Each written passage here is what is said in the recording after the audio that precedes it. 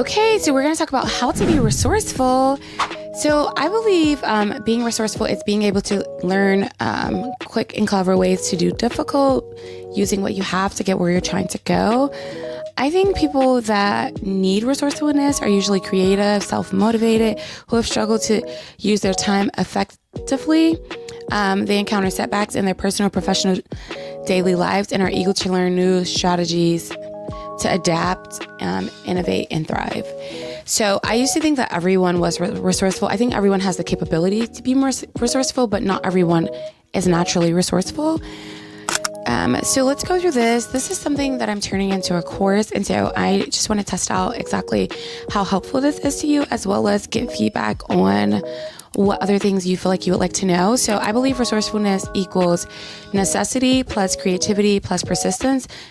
So taking the time to figure out how you need it, what you need, creativity, thinking creatively about the situation, not just getting stumped and saying like, oh my gosh, things are over, and then being persistent, meaning a little stubborn, and maybe even a hopeful delusion, right? I think resourcefulness is so important in everyday life because sometimes you're just kicked down all the time. You wake up and you're like, oh my goodness, it's a busy day. I have all these things. And there's this domino effect of like life not getting better. And sometimes we just have to decide like, I'm going to make and take massive action. And when you do that, you're able to like have a pause to start to work from instead of a deficit, like you get to zero and then you start to build some credit. So I think it's a skill that you need in everyday life because it helps you to deal with life, but also it again allows you to start making progress in a way that minimizes the problems because you either get more skill, you get more knowledge, or you just have a little bit more tenacity in dealing with this. You're not quitting easily like, oh, they said, I'm sorry to make you or myself sound like that. Sometimes I have this voice and I want to be annoyed at it so that when I need to respond, I'm ready to respond. Benefits of developing resourceful skills. I think some of the benefits are just that you're not giving up right away. So for instance, let's say you seek a promotion at work and it's like, no, we don't have, it's not needed or we're not able to do that. I think I would want to understand what scenario does a promotion matter and what scenario would they make way for that? Because you have to understand that your promotion is what you may desire, but it has to be a solution to a problem for them. So are they not aware of the problem that exists? Maybe you need to educate them more on that problem. But I usually turn it into a question. So no, why? Instead of, no, life is over. It's like, well, why? What can I do? What can I learn? What solution are they needing? What problem are they not aware of? How can I educate them? Or is there another skill set that I need to learn that will make me more valuable? Or is it time to leave? Hey, you never know. And then we're going to talk about like 10,000 hour expert theory. So I think it's important because sometimes we want to be great at something right away, but we need to put in the work. And I don't believe in just 10,000 hours showing up like, oh, I spent 10,000 hours running. You can spend 10,000 hours being a bad runner. Sure, you'll know how to run, but being a bad runner, like not proper form, technique, not recharging your, nourishing your body correctly. All those things matter. So giving ourselves a time frame in which to do that. It's like if you do it 20 hours a week, how long is that going to take? If you're able to do 100 hours a week, how long is that going to take? Obviously, time and how you utilize that time helps. Also, are there any shortcuts? Do you have any skills that translate over so that you can actually have a plan on how to get there? Why does this matter? Because it helps you to understand that there may be a time where there's light at the end of the tunnel.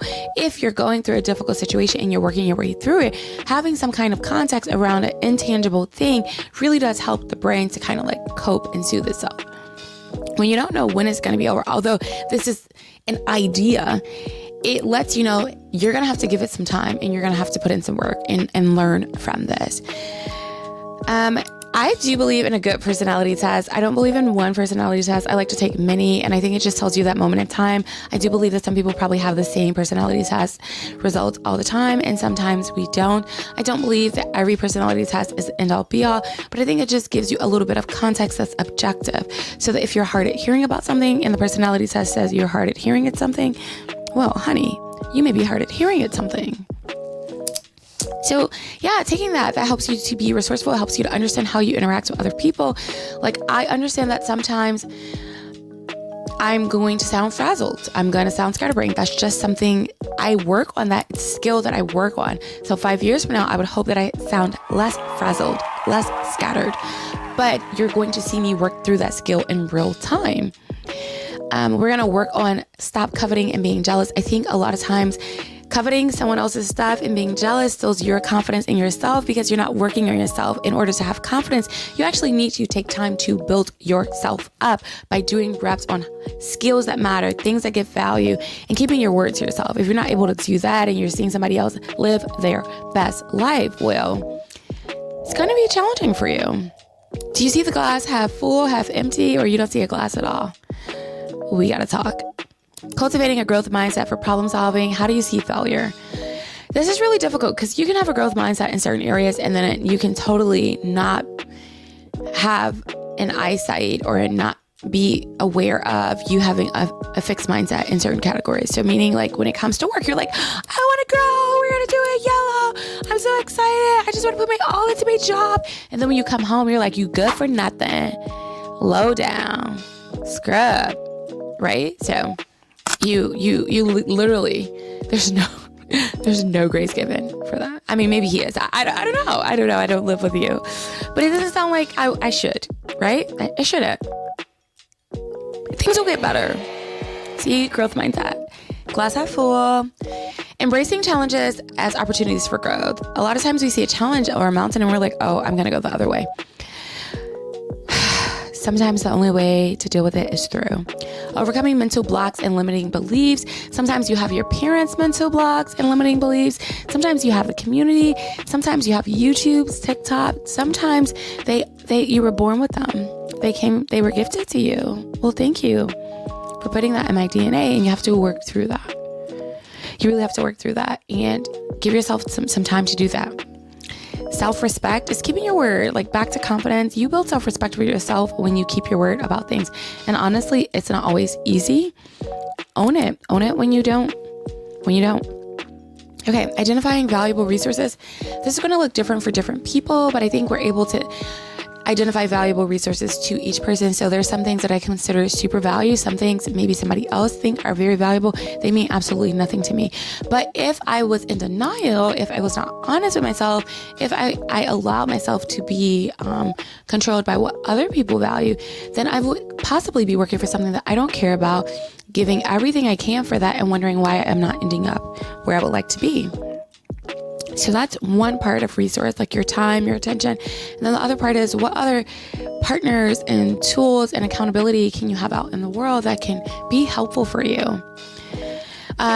Develop multiple skills at once or that roll over to one. So an example would be if I'm working on a blog post and I can put that blog post on Patreon and my blog and my newsletter and then take a tweet from that. Well, there's this one thing that I did that allows me to have skills in all these different areas. There are different platforms. Maybe I have to learn to tailor it to that, but I don't have to write 4 different things. I just am using one thing. Maximizing resource potential, strategies for optimizing limited resources. When things feel limited, things get weird. So we have to understand like how to maximize them, and also like other ways to translate that resource into another valuable resource. So like sustainability or recycling, those sort of things. Navigating constraints creatively. Remember, if someone says something and there's a period at the end of it and you need it to think about it, put a question mark. Whenever you put a question mark, your brain is trying to solve that question. What color is it? Or when I am thinking of a word and I can't think of that word, I'm like, what word was it? And I will literally not stop thinking about it until I figure it out. It will annoy me. There's times I've gone to bed, I woke up at like 3 a.m. I'm like, I gotta look up that word. What was it? Social media, why to love it and why to hate it. I believe that we should be done to social media, not social media done to us. And basically we need to get control of it. Okay? And then we're going to go through like some other things really, really quickly. Creative problem solving techniques. Think creatively. Let's see, brainstorming and coming up with different ideas for how to develop strategies. Applying lateral thinking and reframing challenges is super helpful. effective time management and energy management, setting priorities and goal alignment. It's okay for you to be successful at things. It's okay to be successful at things. It's also to fail at things. There's things I choose to fail at every day, and I'm proud of them because I'm keeping my word to myself and being successful about the things that I actually want to be successful with. Do more with less. Learn to achieve more with less and be efficient. Let the compound effect work for you. Look for problems and solve them. Be solution-oriented. Solution-oriented also means that you need to be okay with feedback. Balance personal and professional commitments effectively. Keep learning. Don't know something, find out. Have a lifestyle of learning. Strategic decision-making. Just learning how to have strategy and make decisions upon that strategy and see the strategy move in motion.